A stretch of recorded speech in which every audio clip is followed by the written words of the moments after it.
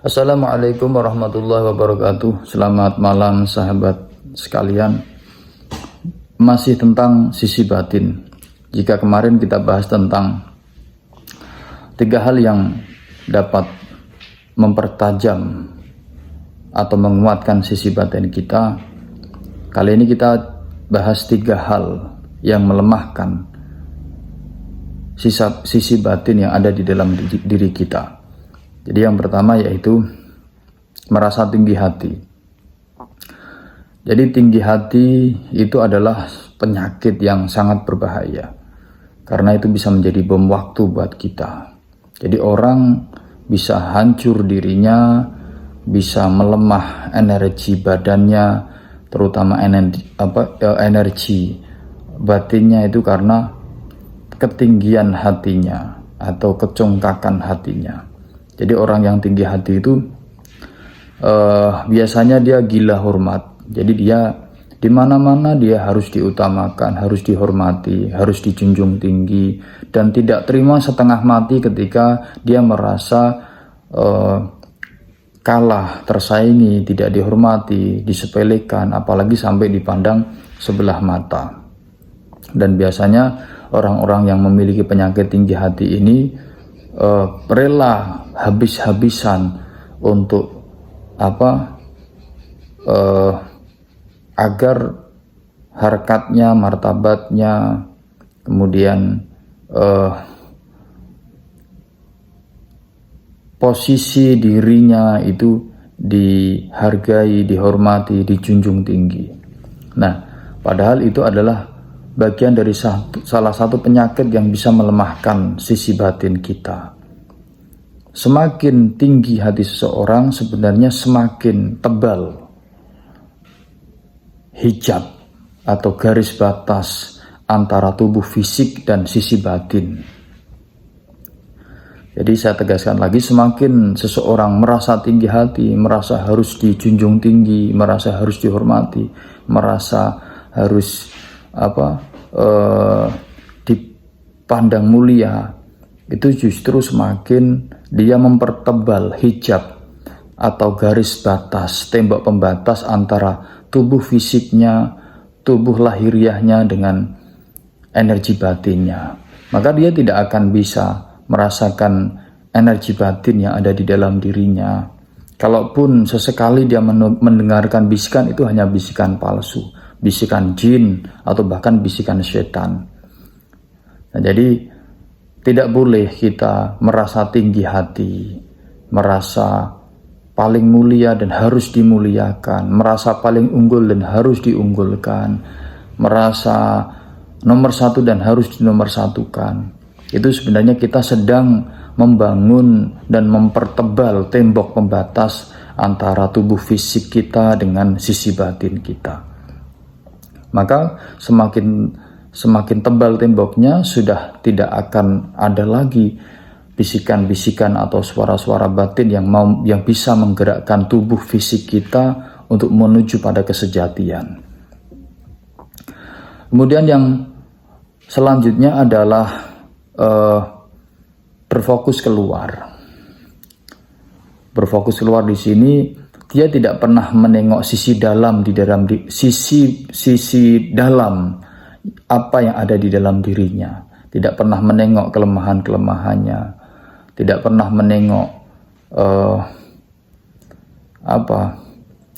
kekurangan-kekurangannya. Jadi yang dilihat hanya kelemahan orang, yang dilihat hanya kesalahan orang, yang dilihat hanya kekurangan ataupun kelengahan orang. Bahkan seringkali ketika melihat seseorang salah, bertepuk tangan, senang, riang, atau bahkan justru membesar-besarkan dan menambah-nambahi. Nah, ini bagian dari salah satu sisi atau salah satu perbuatan yang melemahkan sisi batin kita. Jadi semakin orang berfokus keluar, maka dia semakin tidak akan bisa merasakan sisi batin, ya kan? Karena tidak pernah melihat sisi terdalam dari dirinya, bahwa ternyata di dalam diri manusia strukturnya itu tidak hanya fisik tetapi juga batin. Nah, Jadi orang yang berfokusnya keluar, berfokusnya hanya ke orang lain, ya kan, iri, dengki, kemudian hasud, senang ketika melihat orang lain menderita, berfokus pada kelemahan-kelemahan orang, kekurangan-kekurangan orang, tanpa pernah menilai kekurangan diri, kelemahan diri. Nah, itu artinya dia sedang melemahkan sisi batinnya karena tidak pernah tersentuh, ya.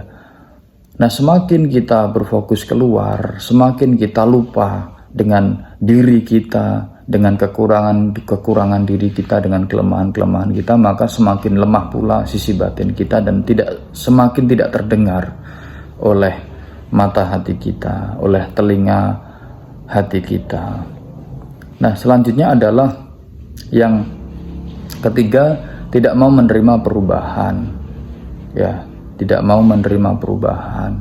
Jadi orang yang ortodok, orang yang kaku atau yang menganggap dan memandang apa yang pernah dialami, yang dimiliki, yang dipahami, semua ilmu kehidupan itu paling benar, paling sempurna, dan lingkup atau lingkungannya itu yang paling sempurna, dan harus orang lain mengikuti cara-cara, budaya-budaya dan adat-adat dia. Itu sebenarnya dia sedang melemahkan sisi batin, karena dia tidak bisa menyesuaikan diri, tidak bisa menerima sebuah perubahan. Jadi yang ketiga adalah itu, salah satu syarat untuk menguatkan sisi batin sebenarnya mau menerima perubahan, selama perubahan itu positif, selama perubahan itu baik. Tentunya bukan perubahan-perubahan yang terkait dengan prinsip-prinsip mutlak, ya. Misal kita sebagai orang Islam, ya kan, kalau rukun Islam tuh ya 5. Misalnya ada perubahan, katanya harus menerima perubahan. Misalnya ada ajaran baru yang mengatasnamakan Islam, kemudian menambah rukun Islam tuh jadi 2 kali lipat, jadi 10. Bukan yang bersifat prinsip, tapi yang bersifat budaya, adat, ya, kultur, kebiasaan, termasuk teknologi, termasuk kemajuan sains, kemajuan berpikir, keterbukaan terhadap perubahan politik, perubahan suhu, perubahan iklim dan seterusnya. Nah, ketika orang menerima sebuah perubahan, maka sebenarnya dirinya telah siap untuk survive, telah kuat untuk survive. Itu sahabat sekalian. Jadi salah satu yang melemahkan sisi batin adalah tidak bisa menerima perubahan. Nah, termasuk kaitannya tidak bisa menerima saran, tidak bisa menerima kritik, tidak bisa menerima masukan. Nah, karena gini, sisi batin itu sangat erat kaitannya dengan kebajikan dan kebijaksanaan. Kenapa salah satu hal yang menyebabkan sisi batin itu lemah atau mati adalah orang yang tidak bisa dan tidak mau menerima perubahan. Karena orang yang tidak bisa dan tidak mau menerima perubahan itu adalah orang yang tidak bijaksana. Padahal sisi batin itu sangat erat kaitannya dengan kebajikan dan kebijaksanaan. Ya, dan kebijaksanaan itu akan diperoleh hanya bagi orang-orang yang mau menerima kritik, mau menerima saran, mau menerima semua perubahan asalkan itu baik. Namun tidak lupa harus ada filter di situ. Dan jangan khawatir, sisi batin itu juga sebenarnya ketika sisi batin Anda hidup, energi batin Anda hidup, itu juga menjadi filter buat Anda. Filter untuk semua hal, baik ajaran, baik dogma, pemahaman-pemahaman, termasuk filter untuk serangan-serangan yang sifatnya gaib atau sifatnya astral. Itu 3 hal yang bisa melemahkan sisi batin, sahabat sekalian.